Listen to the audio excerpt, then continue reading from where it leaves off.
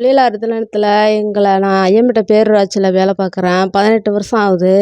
இந்த காலேஜில கூப்பிட்டு எனக்கு இந்த அளவுக்கு பெருமைப்படுத்துனதுக்கு ரொம்ப நன்றியா இருக்கு. எல்லாரையும் சமமா நினச்சி எங்களையும் ஒரு ஆளா மதிச்சு எல்லாம் எங்களுக்கு ஒரு மரியாதையா கௌரவிச்சதுக்கு ரொம்ப மிக்க நன்றி. செய்திகளை உடனுக்குடனும் துல்லியமாகவும் தெரிந்து கொள்ள சப்ஸ்கிரைப் பண்ணுங்க.